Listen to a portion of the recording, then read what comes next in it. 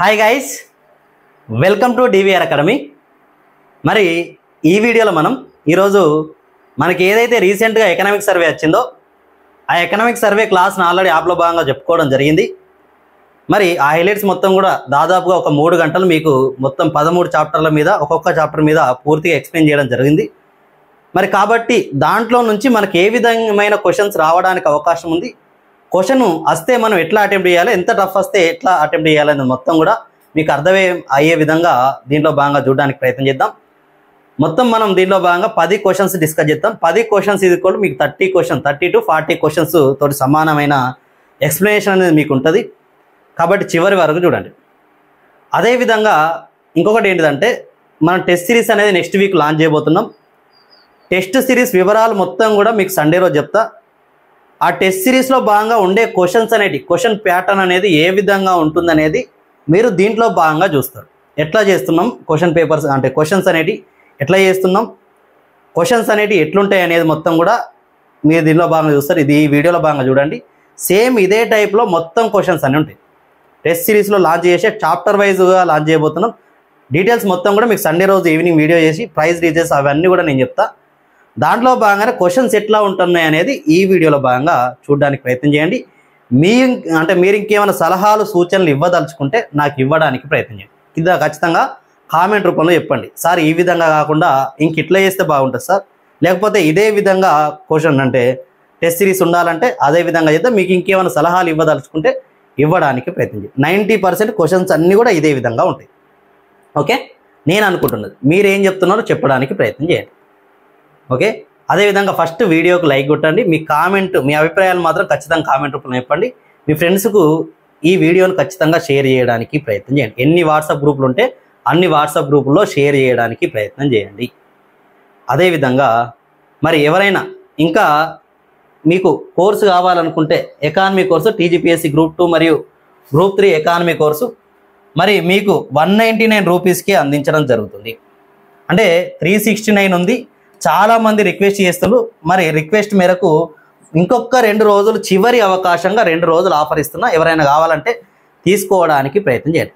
యాక్చువల్గా ఈ కోర్సులో ఉన్నవారికి మీకు టెస్ట్ సిరీస్ రాయడంలో అడ్వాంటేజ్ అనేది అవుతుంది. ఎందుకంటే మ్యాక్సిమం నేను చెప్పిన అంశాల నుంచే నేను టెస్ట్ అనేది కండక్ట్ చేస్తాను కాబట్టి అది దాంట్లోనే పీడిఎఫ్ ఉంటుంది కాబట్టి ఆ పీడిఎఫ్ ఫైల్ ఇవ్వడం జరుగుతుంది. పీడిఎఫ్ మీరు ప్రింట్ తీసుకుంటారు కాబట్టి దానిలోంచే మ్యాక్సిమం క్వశ్చన్స్ అనేవి రెడీ చేయడం జరుగుతుంది. కాబట్టి 90% దానిలోంచి ఉంటుంది. ఈ కోర్స్ అనేది మీకు చాలా యూజ్ కావడం జరుగుతుంది. ఇంకెవరన్నా తీసుకోవాలనుకుంటే తీసుకోవడానికి ప్రయత్నం చేయండి. మీకు టెస్ట్ సిరీస్ కూడా ఇది ఉపయోగపడుతుందని నేను చెప్తున్నా.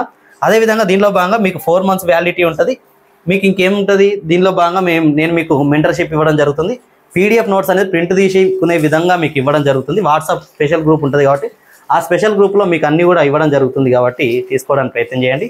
మీకు మెంటర్షిప్ కూడా దీనిలో భాగంగా అంటే మీకు ఒక గైడెన్స్ లాగా కూడా అందించడం జరుగుతుంది. మీకు ఏ డౌట్ ఉన్నా పర్సనల్గా క్లియర్ చేయడం జరుగుతుంది. ఓకే, ఈ మొత్తం కూడా కోర్సు డీటెయిల్స్. మనం నెక్స్ట్ నిజమైన టాపిక్లోకి వెళ్ళినట్లయితే మనం క్వశ్చన్స్లోకి వెళ్తున్నాం. మనకి ఇక్కడ మనం ఎన్ని క్వశ్చన్స్ 10 క్వశ్చన్లు అనుకుంటాం. దానిలో భాగంగా ఫస్ట్ క్వశ్చన్ గురించి మనం డిస్కస్ చేసినట్లయితే మరి ఫస్ట్ క్వశ్చన్లో ఏమన్నాడు, ఈ క్రింది వానిలో సరికాని అంశాన్ని గుర్తించమన్నాడు. ఈ క్రింది వానిలో సరికాని అంశాన్ని గుర్తించమన్నాడు. దీనిలో భాగంగా ఆప్షన్ ఏలో 2024-25లో భారతదేశ జీడిపి వృద్ధి రేటు 8.2% ఉంటుందని అంచనా వేయబడింది అన్నాడు. ఏమన్నాడు, 2024-25లో భారతదేశ జీడిపి వృద్ధి రేటు 8.2% ఉంటుందని అంచనా వేయబడింది. ఆప్షన్ బిలో ఏమన్నాడంటే 2023-24లో భారతదేశ పారిశ్రామిక రంగం యొక్క గ్రోత్ రేట్ అనేది 9.5% ఉంది అన్నాడు. 2023-24లో ఇండస్ట్రియల్ సెక్టార్ గ్రోత్ రేట్ అనేది 9.5 అన్నాడు. అదేవిధంగా సిలో ఏమన్నాడు, 2023-24లో అత్యధిక జీవీఏ వృద్ధి రేటు నమోదు చేసిన రంగం సేవారంగం. సిలో ఏమన్నాడు, 2023-24లో అత్యధిక జీవీఏ గ్రోత్ రేట్ నమోదు చేసిన రంగం సేవారంగం అన్నాడు. అంటే ఇక్కడ చూడండి ఆప్షన్ 1లో ఏమన్నాడు, ఆప్షన్ ఏలో ఏమన్నాడు 2024-25లో భారతదేశ జీడిపి వృద్ధి రేట్ అనేది 8.2 అన్నాడు. అంటే ఇక్కడ చూడండి 8.2 అనేది ఎప్పుడు 2023-24 ఆర్థిక సంవత్సరంలో భారతదేశం యొక్క జీడిపి గ్రోత్ రేట్ అనేది ఎంత ఉంటుంది అన్నాడు, మనకు 8.2 అన్నాడు. యాక్చువల్గా 2024-25కి వస్తే 6.5% నుంచి 7% మధ్య ఉంటుందని మనకు ఎకనామిక్ సర్వే అనేది అంచనా వేసింది. కాబట్టి ఇది రాంగ్ ఆన్సర్. నెక్స్ట్ చూసినట్లయితే భారతదేశం అంటే ఎప్పుడు 2023-24లో పారిశ్రామిక రంగం యొక్క గ్రోత్ రేట్ అనేది 9.5 అంటే జీవీఏ గ్రోత్ రేట్ అనేది 9.5 అనేది ఇది కరెక్టే. ఆప్షన్ సిలో ఏమన్నాడు 2023-24లో అత్యధిక జీవీఏ వృద్ధి రేటు నమోదు చేసిన రంగం సేవా రంగం అన్నాడు. యాక్చువల్గా ఇక్కడ అబ్జర్వ్ చేయండి, మనకు అంటే వ్యవసాయ రంగం అనేది 1.4%, మరి పారిశ్రామిక రంగం అనేది మనకు 9.5%, అదేవిధంగా సర్వీస్ సెక్టార్ అనేది మనకి ఎంత అంటే 7.6% గ్రోత్ రేట్ నమోదు చేసింది. ఓవరాల్గా ఎంత 8.2% గ్రోత్ రేట్ నమోదు చేసింది ఎప్పుడు 2023-24. ఇక్కడ చూడండి అబ్జర్వ్ చేయండి, ఏది ఎక్కువ ఉంది 9.5% మనకు ఇండస్ట్రియల్ సెక్టార్ కాబట్టి మరి ఇక్కడ ఏది రాంగు, మరి ఫస్ట్ రాంగే, మరి సి రాంగ్ అంటే ఏ మరియు సి రెండు కూడా తప్పే. నాలుగవది ఆన్సర్. అదేవిధంగా చూస్తే నెక్స్ట్ ఏమన్నాడు భారతదేశ ఆర్థిక సర్వే 2023-24 సంబంధించి ఈ క్రింది వాణిలో సరికానిది అన్నాడు. ఈ క్రింది వాణిలో సరికాని అంశాన్ని గుర్తించుకున్నాడు. మరి ఆప్షన్ ఏలో ఏమన్నాడు, వాస్తవానికి మనం చూస్తే మనకు భారతదేశం యొక్క ఆహార ధాన్యాల ఉత్పత్తి 2023-24 సంవత్సరంలో 329.7 మిలియన్ టన్నులు అన్నాడు. ఎప్పుడు 2023-24లో 329.7 మిలియన్ టన్నులు అన్నాడు. ఆప్షన్ బిలో ఏమన్నాడంటే భారతదేశం యొక్క ఎగుమతుల విలువ 437.1 బిలియన్ డాలర్లు అన్నాడు. భారతదేశం యొక్క ఎక్స్పోర్ట్స్ వాల్యూ అనేది 437.1 బిలియన్ డాలర్. ఆప్షన్ సిలో భారతదేశం యొక్క విదేశీ మారక నిల్వలు 2023-24లో 646.4 బిలియన్ డాలర్లు, 646.4 బిలియన్ డాలర్లు. ఇక్కడ చూడండి ఫస్ట్ ఆప్షన్లో ఏమన్నాడు, ఆప్షన్ ఏలో ఏమన్నాడు భారతదేశం యొక్క ఆహార ధాన్యాల ఉత్పత్తి. ఇక్కడ అబ్జర్వ్ చేయండి 2023-24. యాక్చువల్గా 2023-24లో ఆహార ధాన్యాల ఉత్పత్తి ఎంత అంటే 328.9 మిలియన్ టన్నులు, 328.9 మిలియన్ టన్నుల ఆహార ధాన్యాల ఉత్పత్తి జరిగింది. మరి కానీ ఇక్కడ ఏమన్నాడు 329.7. 329.7 అనేది 2023-24 ఆర్థిక సంవత్సరంలో 2022-23 సంవత్సరంలో మరి అంటే ఉత్పత్తి చేయబడిన ఆహార ధాన్యాల ఉత్పత్తి. కాబట్టి ఇది రాంగ్ ఆన్సర్ అని చెప్పచ్చు. ఇది రాంగ్ ఆన్సర్. ఎప్పుడు మనకు 2023-24లో ఎంత నమోదు, ఎన్ని ఆహార ధాన్యాల ఉత్పత్తి చేసినాం 328.9 అంటే అప్రాక్సిమేట్లీగా 329 టన్నుల ఆహార ధాన్యాలు ఉత్పత్తి చేసినాం. ఆప్షన్ బిలో ఏమన్నాడు భారతదేశం యొక్క ఎగుమతుల విలువ. ఎప్పుడు మొత్తం భారతదేశం యొక్క ఎగుమతుల విలువ 2023-24లో 437.1 బిలియన్ డాలర్లు అన్నారు. యాక్చువల్గా భారతదేశం యొక్క ఇంపోర్ట్స్ వాల్యూ ఇంత అంటే భారతదేశం యొక్క ఎక్స్పోర్ట్స్ వాల్యూ అనేది 437.1 బిలియన్ డాలర్లు. భారతదేశం యొక్క ఎగుమతుల విలువ 437.1 బిలియన్ డాలర్లు కరెక్టే. భారతదేశం యొక్క ఇంపోర్ట్స్ వాల్యూ ఎంత, ఇంపోర్ట్స్ వాల్యూ అనేది మనకు 675.4 బిలియన్ డాలర్, 675.4 బిలియన్ డాలర్ల మనకు ఇంపోర్ట్స్ ఉన్నాయి, 437.1 బిలియన్ డాలర్ల మనకు ఎక్స్పోర్ట్స్ ఉన్నాయి. కాబట్టి ఇది కరెక్ట్. అదేవిధంగా సీఎం అన్నాడు భారతదేశం యొక్క విదేశీ మారక నిల్వలు 2023-24లో 646.4 బిలియన్ డాలర్లు అన్నాడు. కాబట్టి ఇది కూడా కరెక్టే, ఇది కరెక్టే, ఇది కరెక్ట్. బి మరియు సి కరెక్టే. ఇక్కడ ఏ తప్పు. ఇక్కడ ఏమన్నాడు, క్వశ్చన్ ఏమన్నాడు సరికానిది అన్నాడు. కాబట్టి సరికానిది ఏంటిది ఏ తప్పు, మరి ఏ మాత్రమే రాంగ్ అని చెప్పచ్చు. నాలుగవది ఆన్సర్. నెక్స్ట్ డిస్కస్ చేద్దాం. ఈ క్రింది వాణిలో సరైన అంశాన్ని గుర్తించండి. అంటే ఇంతకుముందు క్వశ్చన్లో ఏమన్నాడు సరికాంది అన్నాడు, ఇక్కడ సరైన అంశాన్ని గుర్తించమన్నాడు. సరైన అంశాన్ని అన్నదంటే ఎవరంటే నేనే అంటున్నా, నేనే తయారు చేసిన కాబట్టి నేనే అంటున్నా. ఏదేమైనప్పటికీ కూడా అది నా ఊత పదం. చాలా మంది కామెంట్ చేస్తారు ఏమనంటే అన్నాడు అని ఎప్పటికీ అంటుంది సార్ అని. ఓకే, ఏదేమైనప్పటికీ కూడా సరైన అంశాన్ని గుర్తించు. మరి 2023-24 సంవత్సరంలో కేంద్ర ప్రభుత్వానికి వచ్చిన పన్ను ఆదాయంలో 45% ప్రత్యక్ష పన్నుల నుంచి 55% పరోక్ష పన్నుల నుంచి సేకరించింది అన్నాడు. సెకండ్ ఆప్షన్ బిలో ఏమనంటే భారతదేశంలో పరపతిలో బ్యాంకింగ్ వ్యవస్థ మద్దతు అనేది క్రమంగా తగ్గుతూ మూలధనం మార్కెట్ల యొక్క మద్దతు అనేది క్రమంగా పెరుగుతుంది అన్నాడు. ఆప్షన్ సిలో మైక్రో ఫైనాన్స్ రంగంలో ప్రపంచంలో రెండవ అతిపెద్ద దేశం ఇండియా. మైక్రో ఫైనాన్స్ రంగంలో ప్రపంచంలో రెండవ అతిపెద్ద దేశం ఇండియా. ఏమన్నాడు ఇక్కడ సరైన అంశం ఏదన్నాడు. సరైన అంశం చూసినట్లయితే ఫస్ట్ ఆప్షన్ చూస్తే మనకి ఏమన్నాడు ప్రత్యక్ష పన్నుల నుంచి 45% అన్నాడు. యాక్చువల్గా ప్రత్యక్ష పన్నుల నుంచి 55% వస్తుంది. మనకు పరోక్ష పన్నుల నుంచి 45% ఇన్కమ్ రావడం జరుగుతుంది. కాబట్టి ఇక్కడ ఏది కరెక్టు, మనకు 45% ప్లేస్లో 55% ఉంటుంది, 55% ప్లేస్లో 40% ఉంటుంది. అంటే ఇది రివర్స్ ఇచ్చినాం కాబట్టి ఇది రాంగ్ అని చెప్పొచ్చు. అదేవిధంగా ఏంటిది బిలో భారతదేశంలో భారతదేశం యొక్క పరపతిలో బ్యాంకింగ్ వ్యవస్థ అనేది బ్యాంకింగ్ వ్యవస్థ మద్దతు అనేది క్రమంగా తగ్గుతూ క్యాపిటల్ మార్కెట్ ఏదైతే మూలధన మార్కెట్ యొక్క మద్దతు అనేది పెరుగుతుంది. అంటే మనకి ఏదైతే లోన్స్ కావచ్చు, అంటే ఇండస్ట్రియల్ సెక్టార్కి కావాల్సిన ఇన్వెస్ట్మెంట్ ఏదైతే ఉందో ఆ ఇన్వెస్ట్మెంట్కు సంబంధించి ఎక్కువగా బ్యాంకింగ్ సెక్టార్ కాకుండా ఇప్పుడు ఏమవుతుందంటే మూలధన మార్కెట్ల ద్వారా ఎక్కువగా మనకు పరపతి అనేది రావడం జరుగుతుంది. క్రమంగా బ్యాంకింగ్ వ్యవస్థ యొక్క మద్దతు తగ్గి ఏమవుతుంది, మనకు క్యాపిటల్ మార్కెట్ యొక్క మద్దతు అనేది పెరుగుతుందని ఇండియన్ ఎకనామిక్ సర్వేలో పేర్కొనడం జరిగింది. ఇది కరెక్ట్ ఆన్సర్. అదేవిధంగా చూస్తే మైక్రో ఫైనాన్స్ రంగంలో ప్రపంచంలో రెండవ అతిపెద్ద దేశం ఇండియా. అంటే మైక్రో ఫైనాన్స్ రంగంలో చైనా తర్వాత ఇండియా రెండవ స్థానంలో ఉందనేది కరెక్టే. కాబట్టి ఇక్కడ ఏమన్నాడు, సరైన అంశం ఏదన్నాడు, మరియు బి మరియు సి కరెక్టే. ఏ తప్పు, బి మరియు సి అనేది కరెక్ట్. ఓకే, నెక్స్ట్ ఈ క్రింది వానిలో సరికాని అంశం అన్నాడు. ఏమన్నాడు, సరికాని అంశం అన్నాడు. క్వశ్చన్ కరెక్ట్గా చదవాలి. సరికాని అంశం అన్నప్పుడు ఫస్ట్ ఆప్షన్ ఏలో ఏమనంటే ప్రపంచ బ్యాంకు యొక్క లాజిస్టిక్స్ పనితీరు సూచికలో భారతదేశం యొక్క స్థానం 30. ప్రపంచ బ్యాంకు యొక్క లాజిస్టిక్స్ పనితీరు సూచికల్లో భారతదేశం యొక్క స్థానం 30 అన్నాడు. ఆప్షన్ బిలో ఏమన్నాడంటే భారతదేశం యొక్క కరెంటు ఖాతాల లోటు అనేది 0.7%గా ఉందన్నాడు. భారతదేశం యొక్క కరెంటు ఖాతాల లోటు అనేది ప్రస్తుతం 0.7% అన్నాడు. అదేవిధంగా సిలో ప్రపంచవ్యాప్తంగా రెమిటెన్స్ స్వీకర్తలో భారతదేశం రెండవ స్థానంలో ఉందన్నాడు. ప్రపంచవ్యాప్తంగా రెమిటెన్సెస్ స్వీకర్తల్లో భారతదేశం ఎన్నో స్థానం అన్నాడు, రెండవ స్థానం అన్నాడు. అంటే ఇక్కడ ఏమన్నాడు, సరికాని అంశం అన్నాడు. చూడండి, ప్రపంచ బ్యాంకు యొక్క లాజిస్టిక్స్ పనితీరు సూచికలో భారతదేశం 38వ స్థానం కరెక్టే. మనకి ఏమని చెప్పిందంటే ఎకనామిక్ సర్వే 2018 ప్రకారం మన భారతదేశం 44వ స్థానంలో ఉంటే 139 దేశాల్లో 44వ స్థానం ఉంటే అది 2023 నాటికి మనకు 38వ స్థానానికి చేరింది. 139 దేశాల్లో మన భారతదేశం ఎన్నో స్థానంలో ఉన్నది, మనకు 139 దేశాల్లో 38వ స్థానాన్ని ఆక్రమించింది. అంటే 6 స్థానాలు మనకు మెరుగై మనకు 38వ స్థానాన్ని ఆక్రమించింది. ఇది కరెక్టే. అదేవిధంగా భారతదేశం యొక్క కరెంటు ఖాతాలో లోటు అనేది 0.7%గా ఉంది. కరెంటు ఖాతాలో లోటు అనేది మెల్లమెల్లగా తగ్గుతుందని ఎకనామిక్ సర్వే చెప్పింది. ఎంత, 0.7%కు తగ్గిందని చెప్పింది. అదేవిధంగా ప్రపంచవ్యాప్తంగా రెమిటెన్సెస్ స్వీకర్తల్లో భారతదేశం రెండవ స్థానం అన్నాడు. రెండవ స్థానం అనేది రాంగ్. భారతదేశం రెమిటెన్సెస్ స్వీకర్తలో మొదటి స్థానాన్ని ఆక్రమించింది. మొదటి స్థానం భారతదేశం రెమిటెన్సెస్ అనేది $120 బిలియన్ తోటి భారతదేశం రెమిటెన్సెస్ స్వీకర్తల్లో ప్రపంచంలోనే మొట్టమొదటి స్థానంలో ఉన్నది. కాబట్టి ఇక్కడ ఏంటిది రాంగ్, ఏంటిది సి అనేది రాంగ్. అంటే సరికాంది ఏదన్నాడు, మరి సి అనేది రాంగ్. కాబట్టి 4వది ఆన్సర్. ఇది కరెక్టే, సి అనేది రాంగ్. నెక్స్ట్ చూద్దాం. ఈ క్రింది వానిలో సరికాని, మరి సేమ్ ఇక్కడ కూడా ఏమన్నా సరికాని వ్యాఖ్య అన్నాడు. సరికాని వ్యాఖ్య అన్నప్పుడు మనం ఆన్సర్ చేయడానికి ప్రయత్నం చేద్దాం. ఓకే, ఇక్కడ మనం డిస్కస్ చేసినట్లయితే ఆప్షన్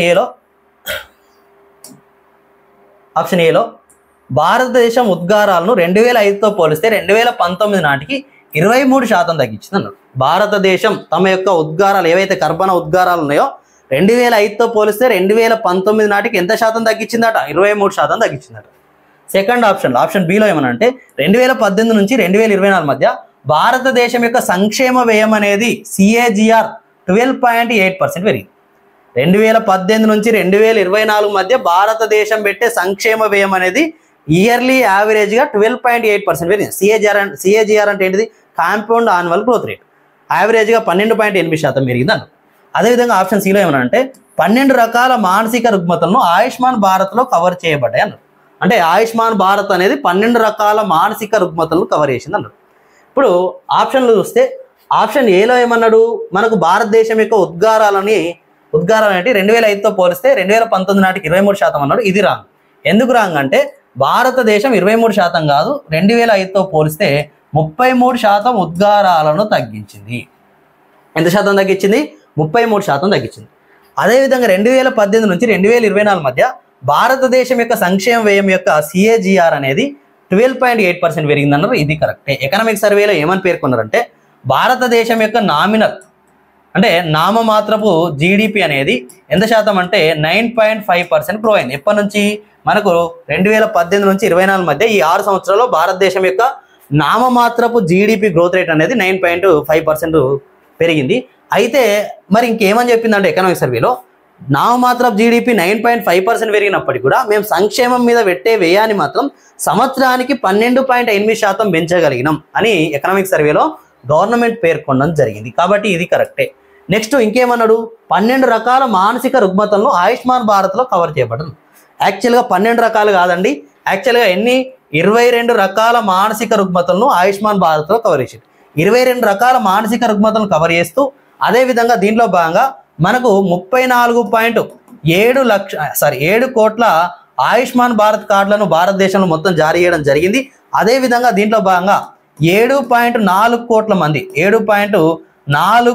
మంది ఏం చేసిందంటే దీంట్లో భాగంగా ఆయుష్మాన్ భారత్లో భాగంగా లబ్ధి పొందడం జరిగింది. అంటే 7.4 కోట్ల మంది హెల్త్ ఇన్సూరెన్స్ సేవలు అనేవి ఇప్పటి వరకు ఆయుష్మాన్ భారత్లో భాగంగా అందుకున్నారు. ఎంతమంది? 34.7 కోట్ల మందికి, అంటే 7 కోట్ల ఆయుష్మాన్ భారత్ కార్డులను జారీ చేసినాం. అదేవిధంగా 7.4 కోట్ల మంది దీంట్లో భాగంగా ఇప్పటి వరకు లబ్ధి పొందిందని కూడా పేర్కొనడం జరిగింది. కాబట్టి ఇక్కడ ఆన్సర్ ఏమైతే ఇది కూడా రాంగ్. అంటే 12 రకాలు కాదు, 22 రకాల రుగ్మతలను మనకు తీసుకోవడం జరిగింది. అంటే 22 రకాల మానసిక రుగ్మతలను ఆయుష్మాన్ భారత్లో కవర్ చేయడం జరిగింది. కాబట్టి ఏంటిది మరి ఇక్కడ ఏమన్నాడు, క్రింది వానిలో సరికాని వ్యాఖ్య అన్నాడు. కాబట్టి మనకి ఏదైతుంది సరికాని ఏది? ఏ సరికాదు, మరి సి సరికాదు. ఏ మరియు సి అనేది ఆన్సర్, 4వది ఆన్సర్ అని చెప్పచ్చు. అదేవిధంగా చూస్తే ఈ క్రింది వానిలో ఇక్కడ చూడండి సరైన అంశాన్ని గుర్తించు. ఈ క్రింది వానిలో సరైన అంశం ఏది? మరి సరైన అంశాన్ని మనం గుర్తించినప్పుడు మనం ఇక్కడ అబ్జర్వ్ చేసినట్లయితే మరి ఏ ఆప్షన్ ఏలేమనంటే ఉన్నత విద్యలో 2015 నుంచి మరి మహిళా వృద్ధి అనేది 31.6% పెరిగింది. అంటే 2015 నుంచి ఇప్పటి వరకు మహిళా వృద్ధి రేటు దేంట్లో ఉన్నత విద్య నమోదులో మహిళా వృద్ధి రేటు అనేది 31.6% పెరిగింది అన్నారు. ఆప్షన్ బిలో ఏమనంటే ప్రధానమంత్రి ఆవాస్ యోజన మరి ఏదైతే గ్రామీణ ఉందో, ప్రధానమంత్రి ఆవాస్ యోజన గ్రామీణ ఉందో, మరి దీని కింద గ్రామీణ కింద 2024 జూలై నాటికి 3.6 కోట్ల గృహాలు నిర్మించబడ్డాయి అన్నారు. 3.6 కోట్ల గృహాలు నిర్మించబడ్డాయి అన్నారు. మరి అదేవిధంగా ఆప్షన్ సిలో ఏమనంటే 2023-24లో భారతదేశం యొక్క వ్యవసాయ రంగం యొక్క జీవీఏ వృద్ధి రేట్ అనేది 4.18% నమోదైంది అన్నాడు. మరి ఇక్కడ అబ్జర్వ్ చేయండి, ఫస్ట్ ఆప్షన్లో ఏమన్నాడు, భారతదేశంలో 2015 నుంచి ఉన్నత విద్యలో నమోదు అనేది ఎవరిది? మహిళా నమోదు అనేది 31.6% పెరిగిందన్నాడు. ఇది 100% రైట్ ఆన్సర్. నెక్స్ట్ ఇంకేమన్నాడు, ప్రధానమంత్రి ఆవాస్ యోజనలో భాగంగా ఇక్కడ గ్రామీణ ఆవాస్ యోజనలో భాగంగా ఇప్పటి వరకు 3.6 కోట్ల ఇండ్లు ఇచ్చినాను. యాక్చువల్గా ఇది రాంగు. ఏంటంటే ఎన్ని కోట్లు అంటే 2.63 కోట్ల గృహాలు అనేవి ఇచ్చిండు. కాకపోతే ఇక్కడ ఏమన్నాడు 3.6 అన్నాడు, కాబట్టి ఇది రాంగు. నెక్స్ట్ ఏమన్నాడు, 2023-24లో భారతదేశం యొక్క వ్యవసాయ రంగం జీవీఏ గ్రోత్ రేట్ అనేది 4.18% ఉంది. యాక్చువల్గా ఏమన్నాడు 2023-24 సంవత్సరంలో మరి భారతదేశం యొక్క వ్యవసాయ రంగం యొక్క జీవీఏ గ్రోత్ రేట్ అనేది మనకు 1.4% నమోదైంది. గత 5 ఇయర్స్గా మరి యావరేజ్గా 4.18% గ్రోత్ రేట్ నమోదైంది. ఈ సంవత్సరం మాత్రం 1.4% నమోదైంది. కాబట్టి ఆన్సర్ ఏమైతే ఇది కూడా రాంగే. ఇది రాంగే. మరి సరైన అంశం ఏది? ఓకే, ఇక్కడ ఓన్లీ ఏ మాత్రమే కరెక్ట్, మిగతా రెండు కూడా రాంగ్. నెక్స్ట్ చూసినట్లయితే నెక్స్ట్ క్వశ్చన్, ఈ క్రింది వానిలో సరైనది ఏది? ఈ క్రింది వానిలో సరైన వ్యాఖ్య ఏదంటారు? మరి ఈ క్రింది వానిలో సరైనది ఏదన్నప్పుడు మరి ఫస్ట్ ఆప్షన్ ఏలో ఏమనంటే PLFS periodic labour force survey ప్రకారం 15 నుంచి 29 సంవత్సరాల వయసు గల యువతలో నిరుద్యోగిత రేట్ అనేది 2017-18లో 17.8% నుంచి 2023లో 10%కి తగ్గింది. అంటే ఏమన్నాడు, 2017-18లో ఎవరు మనకు యంగ్ ఏజ్ పాపులేషన్ ఏదైతే ఉంటుందో 15 నుంచి 29 సంవత్సరాల మధ్య గల జనాభాలో మనకు ఏమైంది, నిరుద్యోగిత అనేది 17.8% నుంచి 10%కి తగ్గిందన్నాడు.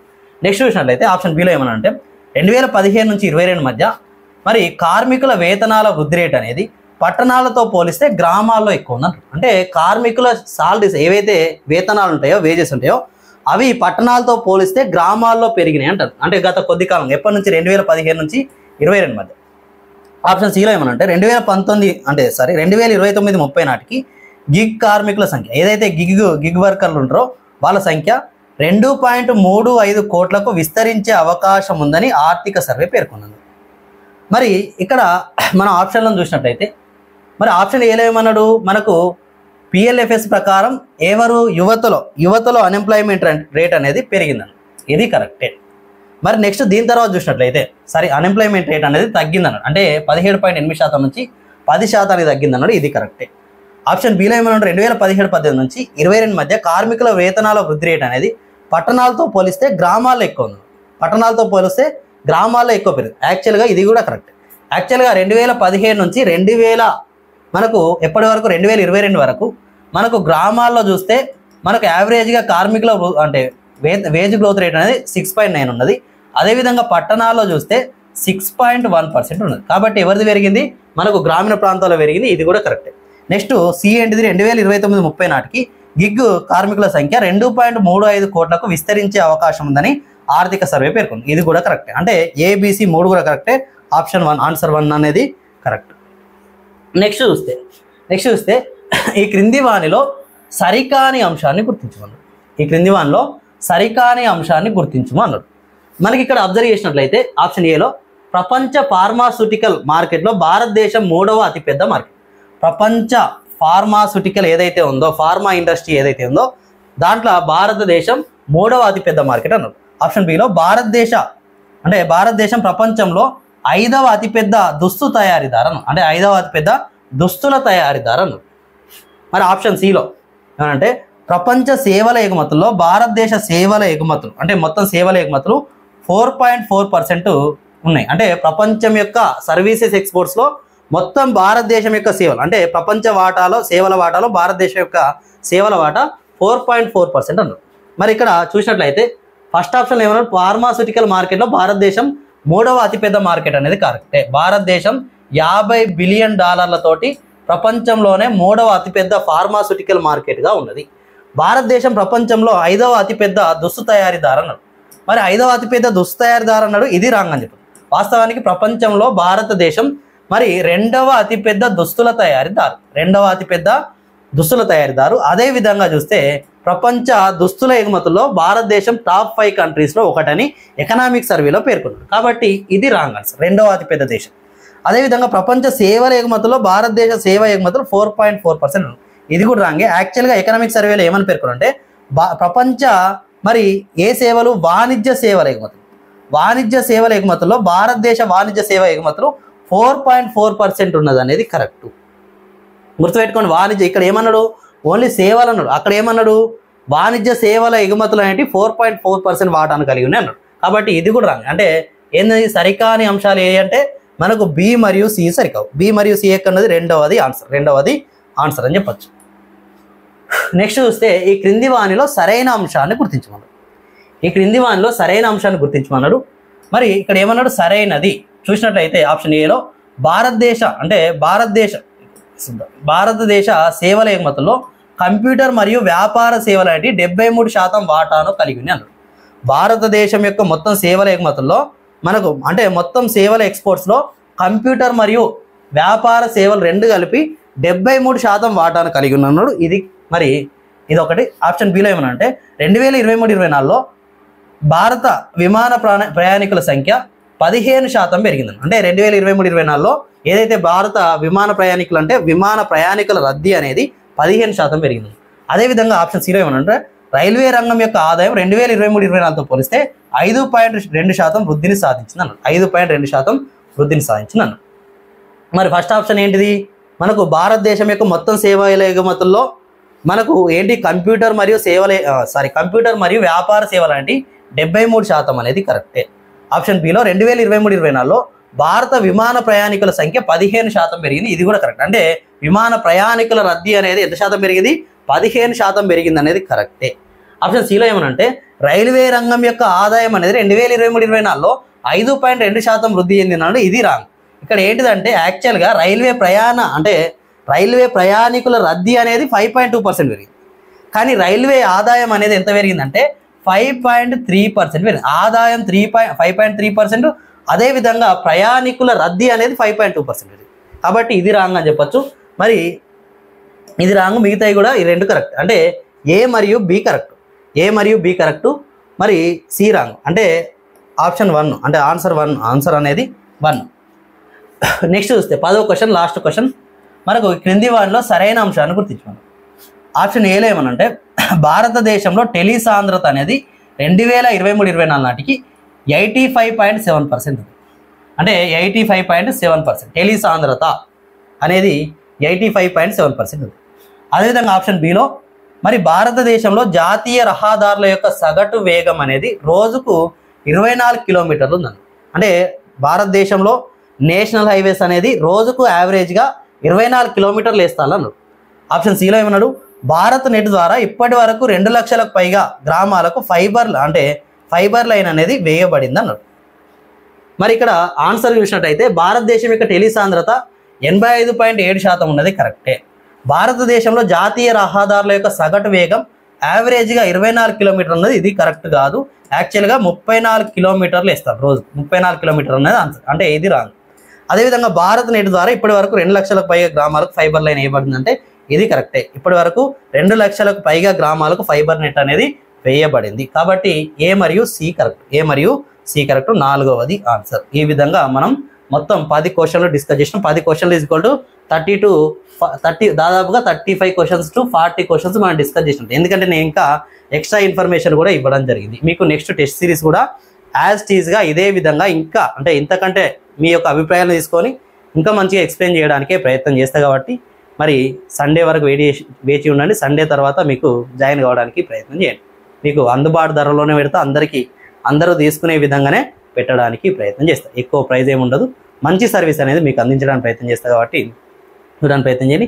లైక్ ఎవరైనా కొట్టకుంటే ఖచ్చితంగా ఇప్పటికైనా లైక్ కొట్టండి. మీ యొక్క అభిప్రాయాన్ని ఇప్పటి వరకు తెలియకుంటే ఇప్పుడైనా అభిప్రాయాన్ని తెలపడానికి ప్రయత్నం చేయండి. Okay, thank you very much.